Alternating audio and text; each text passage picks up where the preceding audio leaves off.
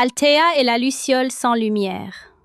Dans un jardin calme, au bord d'un petit sentier, vivait une jeune luciole nommée Nilo.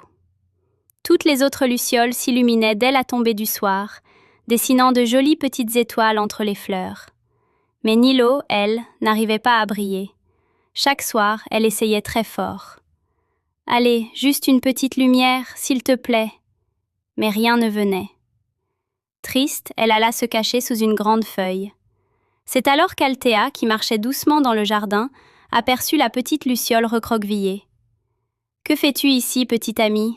demanda-t-elle d'une voix tendre. « Je ne sers à rien, » soupira Nilo. « Une luciole qui ne brille pas, ce n'est pas une vraie luciole. » Althea s'assit près d'elle. « Tu sais, parfois, on croit que notre valeur dépend d'une seule chose, mais ce n'est pas vrai.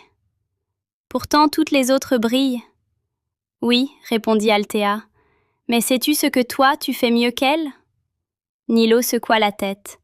À ce moment-là, un petit escargot, perdu dans l'herbe, appela faiblement.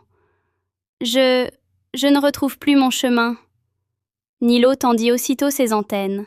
« Je connais ce jardin, » dit-elle. « Je peux l'aider. » Elle guida l'escargot entre les cailloux, autour des racines, jusque sous un champignon bien rond où il habitait. « Merci, » dit l'escargot. « Sans toi, je serais resté perdu toute la nuit. » Nilo cligna des yeux. « J'ai aidé, même sans lumière. » Althea sourit. « Tu vois, ta lumière existe déjà. Elle est dans ton cœur. » À cet instant, une toute petite étincelle dorée apparut au bout de l'abdomen de Nilo. Puis une autre, puis une douce lueur chaude, discrète, belle comme une veilleuse. Nilo n'avait pas brillé parce qu'elle essayait d'être comme les autres.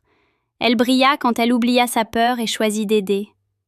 Depuis ce soir-là, Nilo éclairait les fleurs d'une lumière tendre. Et Althea disait souvent aux enfants « La plus belle lumière n'est pas celle qu'on montre, c'est celle qu'on partage. » Fin.